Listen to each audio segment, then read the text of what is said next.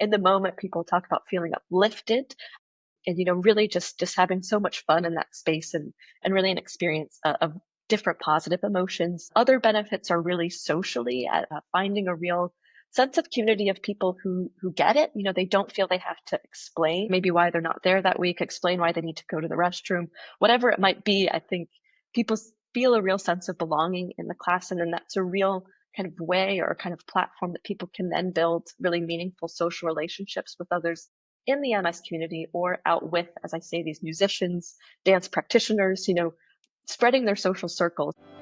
Welcome to Living Well with MS. This show comes to you from Overcoming MS, the world's leading multiple sclerosis healthy lifestyle charity, which helps people live a full and healthy life through the Overcoming MS program. We interview a range of experts and people with multiple sclerosis. Please remember, all opinions expressed are their own. Receive monthly tips and ideas about living well with MS by signing up for our newsletter at overcomingms.org/newsletter. And now, let's meet our guest. Welcome to the latest edition of the Living Well with MS podcast. Joining me on this edition is Tiffany Stott from the Scottish Ballet and Emily Davis from Royal Conservatoire Scotland, and they're here to talk about Dance for MS. So welcome, firstly.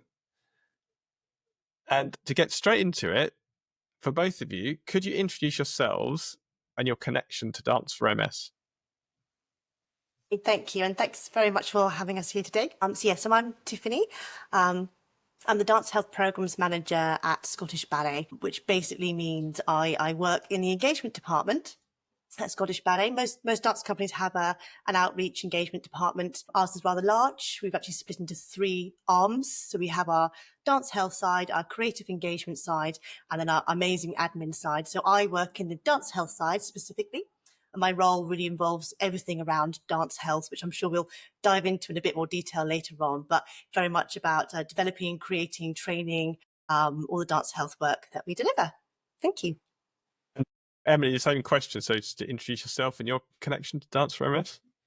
Yeah, perfect. Thanks so much. And thanks so much for having us. So my name's Emily Davis, and I am a dance health researcher. I just completed my PhD in dance for MS. This was based across the Royal Conservatoire of Scotland, Glasgow Caledonian University, and the University of St Andrews, and in partnership with Scottish Ballet. And really, that's my connection to dance for MS is as a researcher and as the topic of my PhD. And as far as we know, this was the first PhD focused on dance for MS specifically. So it's some really exciting work into the field. And Tiffany, can you talk us through the history of Dance for MS and some of the other programs that Scottish Ballet offers, like Dance for Parkinson's and Dementia? Yes, of course. It might be helpful if I just give, as you said, perhaps a bit of background into us as a company and the health work we do, just so it's understood why a ballet company is doing a dance for MS program, because for some people this is a very strange concept. So Scottish Ballet. So our remit is to inspire on stage and beyond. The beyond bit is all this lovely outreach work that we do. We're also a national centre for dance health. We've actually been creating wellbeing resources and experiences for people across the life cycle. So from young people to older people. Since 2013, we have a range of classes, adult ballet classes. We have young people's workshops that we deliver in schools and colleges. And we have all our health work, which we deliver in care homes, in hospitals, in our studio, and also digitally as well. And the digital work might be quite interesting for some of your listeners, because obviously we are based in Scotland, in Glasgow, and not everybody is. But some of this digital work, particularly around the Elevate programme, could be quite interesting. So I'll delve into that a little bit more. So central to our health work, we actually have our 3, what we call our core programs. And as you've mentioned, this is our Dance for Parkinson's classes that we run. We have our Dance for Dementia, which we call Time to Dance. And our Time to Dance class, we actually run in studio, but we also deliver this in care homes and hospitals as well. And then what we're here to talk about today is Elevate, which is our dance for people living with multiple sclerosis. As I said, all our classes we run in our studios in Glasgow. Our Parkinson's class is a hybrid class, so people can actually join from all over the UK and abroad, of which they do. And also our Elevate class is the same, it's hybrid as well. So you can be living around the corner of Scottish Ballet and pop into class. You could be the other side of the world and pop into class, which is wonderful. So we have a lovely community of online and in-studio presence. And this really came about because of COVID. And of course, we all went online with our classes, and we suddenly realized we were reaching so many more people, and all those people wanted to carry on working with this online. So we've meshed the two together, and it's a wonderful opportunity to reach and scale out these programs for people. In addition to these core programs that we run, we also have resources for people living with long COVID. And we have a resource called Bedside Ballet.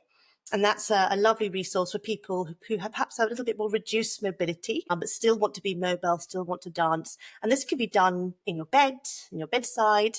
And you get to watch a little bit of wonderful ballet footage, and then you get to move and mobilize as well with music. We also have a program called Health at Hand. This was another fallout of COVID. So Health at Hand is a wellbeing resource for health and social care staff. This is delivered both digitally online. We go into care places, health centres, hospitals, etc., to deliver this for the staff. There's also free resources as well. So we do have quite a lot, hence why we're split into 3 different arms, because that's just the health work. We also have work for younger people in schools as well. I won't go into that detail today. We haven't got hours and hours, but just to give you a scope of the amount of work that we do offer.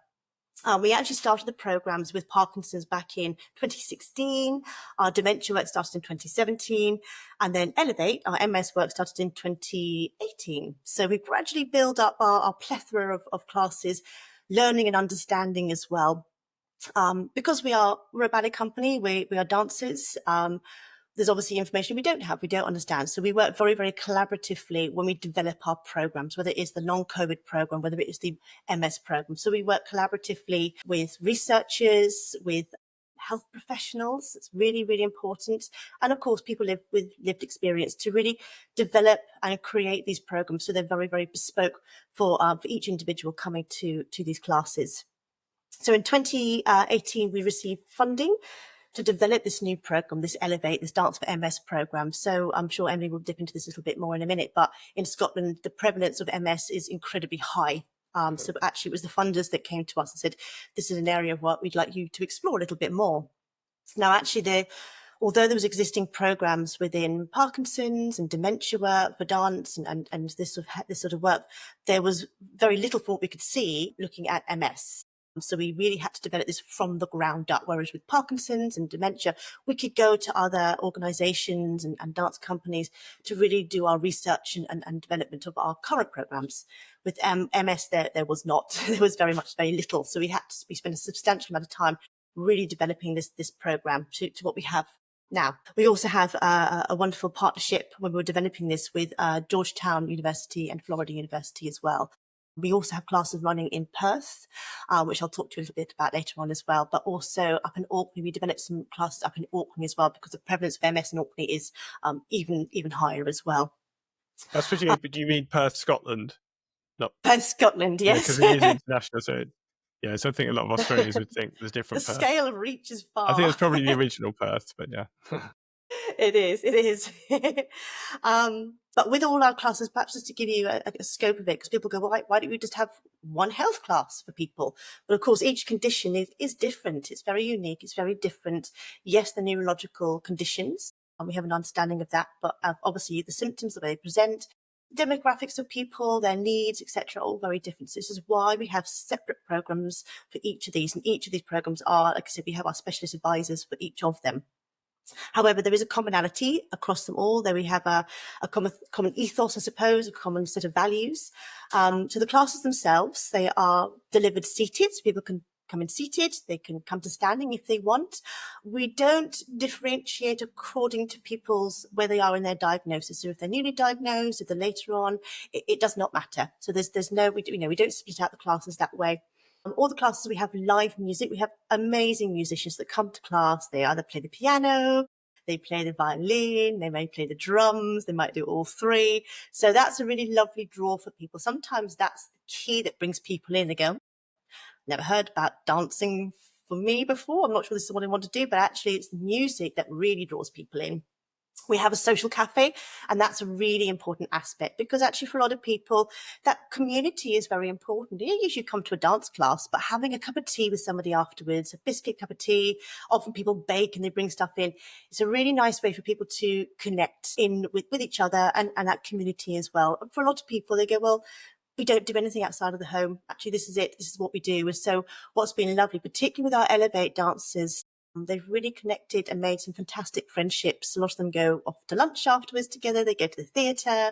They've even gone on holiday together. So that community that's been developed has been very important. And that social cafe is a very important aspect actually of that. All our classes, we learn the company repertoire. That's very important. So if we are performing Swan Lake upstairs in our studio, we're also performing Swan Lake online, digitally, and also in a studio as well. Obviously, albeit modified. We're not going to expect people to do jumps and flips across the space. Family members are welcome to attend. So some people will bring their husbands, their wives, their grandchildren, their daughters, their sons. So people can bring a partner with them if they wish. And the same thing online. People often come and dance with their daughters or sons online as well, which is really, really lovely. We have an amazing team of volunteers who are all trained as well to help support the class, make sure everyone feels welcome and safe in the space here. And it's really important that the dancers, so we call our participants our dancers, by the way, our dancers really feel part of the company, part of this wider SB, Scottish Ballet community. So we welcome them in to come upstairs and watch rehearsal when we can. And for our online dancers, we take our cameras upstairs so they can sit in their living rooms but watch our studio. They can watch our professional dancers in the studio dancing Swan Lake, rehearsing the Nutcracker, etc.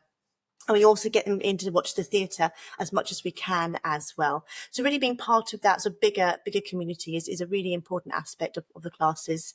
And of course, our delivery team, all our teachers are trained in this particular area of work as well. It's a very specific area of teaching and training. But yeah, so that's the common ethos across all of our classes. So to switch to Emily, so as a researcher, what is the existing research base for dance and neurological conditions?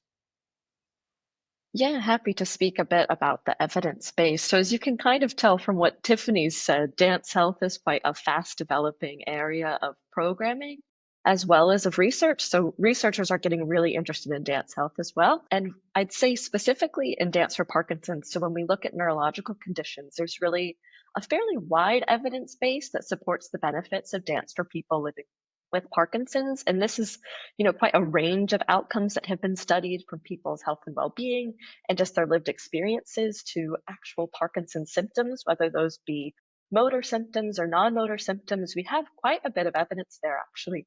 But when we turn to dance for other neurological conditions, there's less robust research, I'd say, especially around dance for MS. So a few years back, I actually reviewed all available literature on dance for MS, and we only had 13 studies. So that's quite a small number. That said, from those studies, we could see that dance is likely feasible and safe for people with MS. So it's safe to dance. The risks are quite low. I don't think there were any severe risks reported from my memory. And it was also, likely beneficial. So a wide range of benefits were reported. It was really promising. So this was kind of across physical outcomes like mobility and balance to psychological or social outcomes like improved well-being or reduced depressive symptoms. So quite a range of benefits that could be there for people with MS. But as I say, there is kind of a need for further in-depth research, particularly around dance for MS.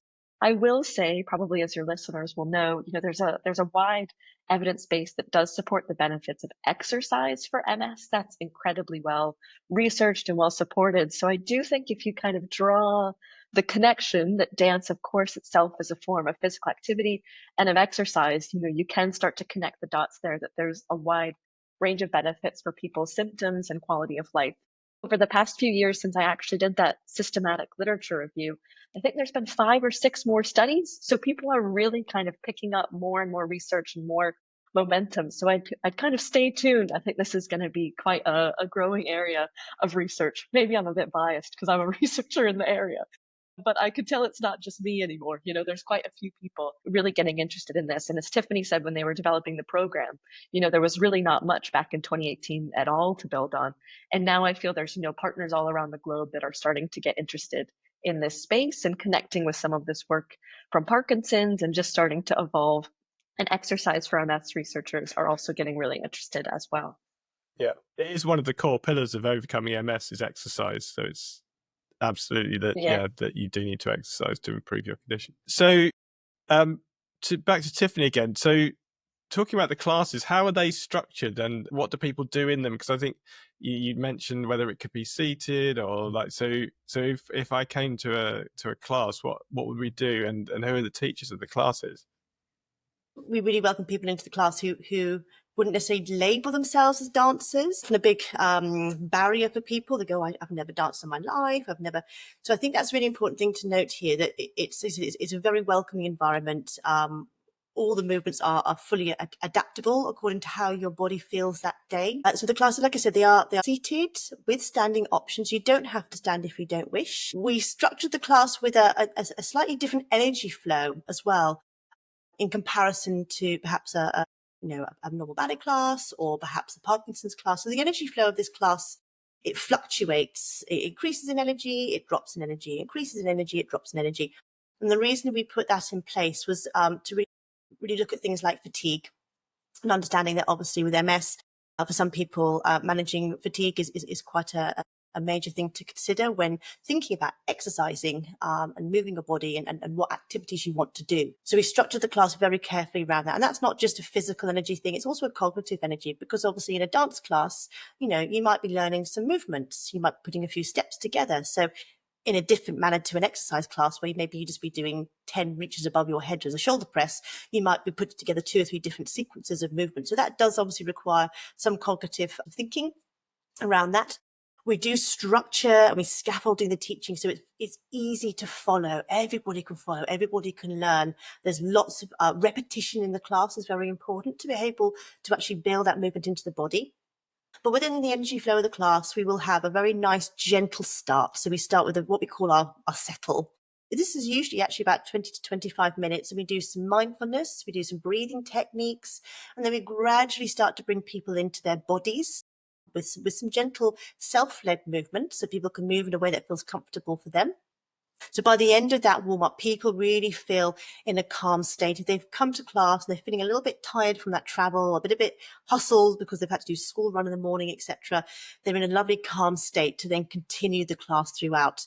We will do some movements for the arms. We might do some movements for the lower body. We focus a lot on core stability and strength and conditioning as well, actually, because, as I said, when we developed this program, we work very closely with health professionals and in particular with physiotherapists.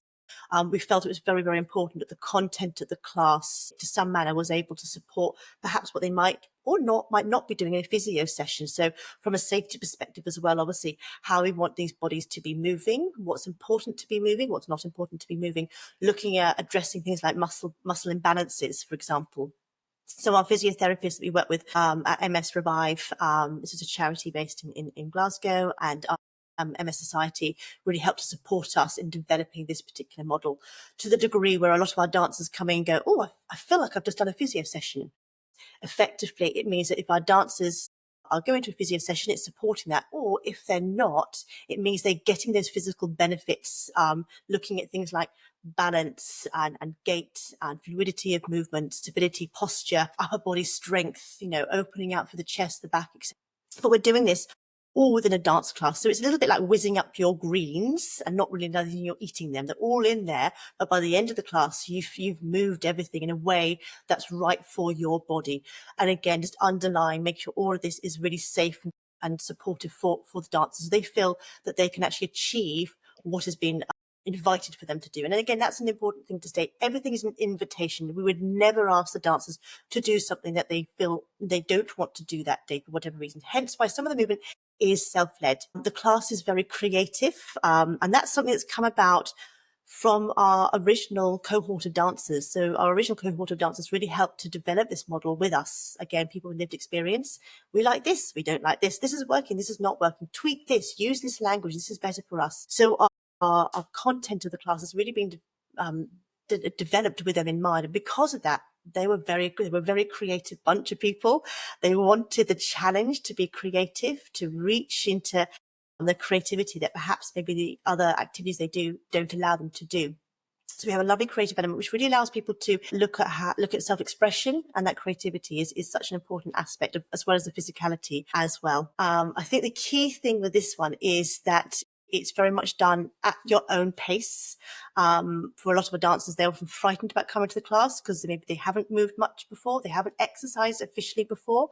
So the key thing is that you can do this at your own pace. If you find that you want to do 20 minutes of the class and spend the rest of the time sitting and listening to music and watching, that is also fine. So it's very much led by our dancers very specifically. I think it's understanding what the expectations of us are, but also our dancers. Like I said, it's self-led, and we're just there to help facilitate and to guide.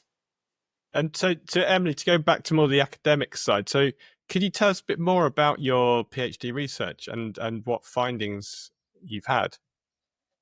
Yeah, so my PhD focused on the exact program here that Tiffany's just described. So I looked at this Elevate program, which is a dance for MS. At the time, it was an in-person program, and now Tiffany explains, there's hybrid options. But I looked at the same dance for MS program in two different contexts. So I looked at the Glasgow classes, the kind of home-based flagship and Scottish Ballet Studios. And then also Tiffany mentioned that the program or the classes were offered in Orkney as well. So I had the opportunity to research the Dance for MS program up in Orkney.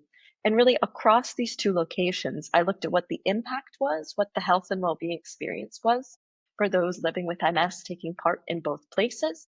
And then I also looked at kind of the different implementation or delivery approaches. As you can imagine, and Tiffany, I think, spoke to this a bit as well, they wouldn't deliver the program the same in Glasgow as they might in Orkney. So it was quite a different approach. And then really what that meant for the impact of the program. So those were kind of the two overarching aims. And really across both cases or both projects, we were able to see kind of real positive effects and experiences of health and well-being for dancers with MS taking part. So this really had to do particularly with kind of well-being, experiences of joy, a sense of purpose, finding a sense of community. Tiffany talked about that social cafe that is a real essential part of people being able to kind of build those social relationships that are meaningful.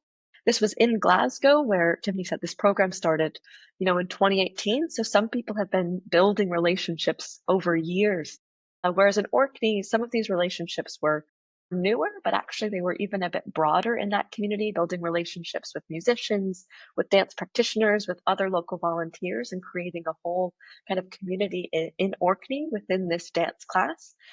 That was really wonderful to see. And then there's also kind of a range of physical benefits that were noted, and people finding really a movement toolkit that could support them kind of in their daily lives. This kind of posture, as you can imagine, with ballet. But I also think something really important to note is that this really wasn't a one size fits all that Tiffany's alluded to as well.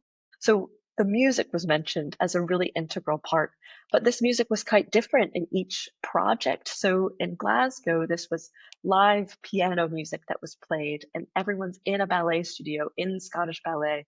And this is key to then creating this kind of well-being experience for people. People start to feel like dancers in the space, and that's really powerful for an individual's sense of identity and sense of health and well-being. Whereas in Orkney, there was traditional music played by local musicians, but that was really important there as well, thinking about identity, thinking about community.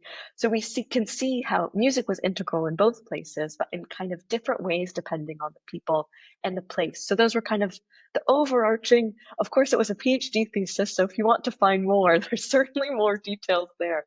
But in terms of findings, it was that there really was kind of a positive health and well-being experience. But it was important that the program and the dynamics were really responsive to those individuals who were taking part in the community and the context that they were in. And Tiffany, I think you've mentioned that you don't need previous dance experience to participate, but this is somewhat on a personal level. What if someone's worried about their balance, and even before MS that they didn't look graceful enough to dance? I would say self-described, you saying some people can't dance or don't. I would describe myself as a bad dancer, basically. So what if they're worried about what they appear like? What about their balance? And, can they still attend? So I think this is often the tricky thing, and certainly as a ballet company, this is one of the challenges. People go a preconception of dance and ballet, and it's about discipline, it's about being perfect and getting it right, and that's very difficult because as a society, as a culture, often that's how we perceive formal dance and ballet, and and yet you might go to a friend's wedding and you have a complete and utter freestyle on the dance floor. There's none of those inhibitions, expectations. So I think some of the things we try and break down the kind of preconditions of is around this sense of being a bad dancer. I can't do it. I have no rhythm. My balance is no good. Those things absolutely go out the window. It's not about that at all. So therefore, we try and use some of the language when we're trying to introduce this to people. It's about movement. It's about music. It's about moving in a way that feels good for you, in a fluid way, in a way that it's, yes, we're thinking about the physical attributes and benefits of moving and thinking about balancing, and whether you're balancing in your chair or balancing standing up. But we're getting rid of those ideas of going, yes, but your arm wasn't high enough and your work. We don't think about those things. We don't think about looking good. It's not about looking good. So a lot of the work we do within these classes is trying to break down some of those inhibitions, which actually for a lot of people is incredibly empowering, because they find their physical voice, they find their creativity and their self-expression without worrying about what they look like. And I think a lot of that is developed in the way the class is taught. In the class, we use a lot of imagery in the class. We use a lot of narrative in the class, because that really helps people to step away from their perception of themselves and really start to think more about how the imagery of their body is. But also, again, all the individual dancers in the class, it's such a, as we've already said, it's a beautiful community, a very supportive community within the dancers themselves. And actually there's a new dancer comes in, they're absolutely wrapped up in the arms, and they can't help but break down those inhibitions, because there's no space for that at all. It's just a space to have fun, to be joyful, and just to feel relaxed and energized actually in that space. So yeah, I think it is difficult. I do agree for a lot of people, unless you come from a dance background, so you go running in there 2 feet and you really start moving. For a lot of people, trying to overcome that is difficult. I would say come along, give it a go and see. As I said, even if you join online and you go, not for me, that is okay. You can join online and turn your camera off if you want to, not look at the camera. It's absolutely fine, just to see what it's like, because for sure it's wonderful we have people in our classes and online, but we're really where there's a lot of people who may want to give it a go, but also be a little bit shy about it. It's very much about just finding your flow, finding your body, finding a way that makes you feel good when you actually move. So yeah, so absolutely, everyone can dance. That's the thing. You have a heartbeat, you can dance. You have rhythm. That's the rule. That's the only rule. Okay, so for Emily, so what benefits have participants reported back who've been on the program? Yeah, certainly a lot of benefits have been reported back. A lot of those benefits have been reported from people who, in their interviews, explain that they never thought that they would dance. It had never been on their radar, and then here they are, maybe 4 or 5 years later, still dancing as part of Scottish Ballet's program. Some people do decide, of course, it's not for them, but some people it does become a real important part of their life. So that's really one kind of key benefit, is that sense of purpose that dance can bring to some people's lives, where maybe they're looking for a hobby or pursuit. And then this is something where, for example, in Glasgow, now they've been dancing for 4 to 5 years. And this is a whole kind of new identity for them as a dancer. And for some, maybe they have lost potential identities. Maybe they were a hill walker, maybe they were a yogi. And now that this can be a new identity for them as a dancer. So that's one benefit that's been reported, is this sense of purpose, and even a sense of day-to-day purpose. I just kind of can get you up on a Monday morning, start your week off, start your schedule. So that's something really important as well that I don't think should be underestimated. So one benefit there is really in terms of kind of emotional health and well-being.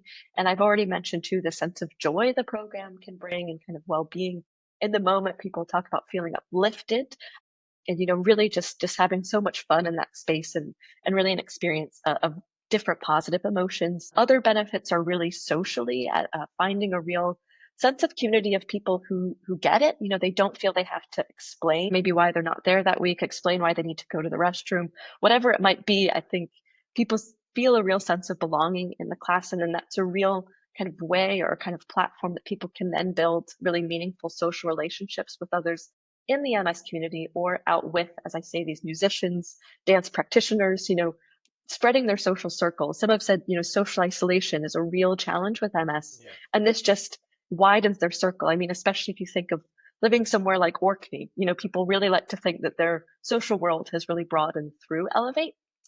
And then lastly, just physical benefits, as we might assume from kind of any form of exercise or movement, with balance, that's of course synonymous with dance. And as I mentioned, posture, some people too talk about feeling they're pulled up by a golden thread, or maybe reach for something in a bit more of an aesthetic, artistic way. So they kind of find this grace or this ease of movement through the classes. So I'd say really kind of overall an uplift in people's kind of body, as well as in their mind and even kind of their spirit, is what the benefits are that people have reported quite holistically from taking part in Elevate. This, I have to say, it all sounds fantastic. You both delivered it with such positive ways. So, personally, I'm quite interested on a personal level. But so, Tiffany, firstly, if there's any other points you wanted to raise, but also if people are interested in taking part, how can they sign up to take part in the Elevate program? If you go to our website, so www.scottishballet.co.uk, you'll find our classes on there. You'll look at the tab at the top. Just look at our joining class. You can find it there. And then you can sign up online.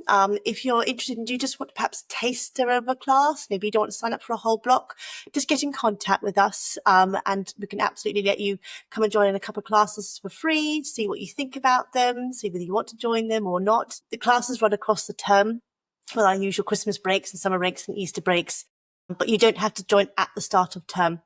You can join at any point throughout the class. And even if you join and there's 2 or 3 weeks you can't attend, that is also fine. Because sometimes for people, they're concerned that if they can't be there every week, they won't learn the dance or the routine. The classes aren't structured that way. So you can dip in and out of it as and when you need to. We have a wonderful team of support who can pick up the phone, have a conversation with you, talk you through any issues that you might have. If you're joining us online, again, we have a wonderful technical team who will help you join online, whether it is on your iPad or your laptop. Yes, so you're really making sure you feel comfortable in that space, either in person or digitally. Okay, thank you very much for that. And so, as always, have a look at the show notes because there'll be links in there so you can sign up. And hopefully, I think it's quite inspiring for me anyway. I think we might get quite a few people who are interested. So thank you for joining us, Tiffany Stott and Emily Davis. Thank you very much indeed. Thank you so much for having us. Thank you for listening to this episode of Living Well with MS. Please check out this episode's show notes at overcomingms.org/podcast. You'll find useful links and bonus information there. Don't forget to subscribe to the podcast so you never miss an episode. And please rate and review the show to help others find us. This show is made possible by the Overcoming MS community. Our theme music is by Claire and Mab Dean. Our host is Jeff Alex. Our videos are edited by Lorna Greenwood. And I'm the producer, Regina Beach. Have questions or ideas to share? Email us at podcast@overcomingms.org. We'd love to hear from you. The Living Well with MS podcast is for private, non-commercial use and exists to educate and inspire our community of listeners. We do not offer medical advice. For medical advice, please contact your doctor or other licensed healthcare professional.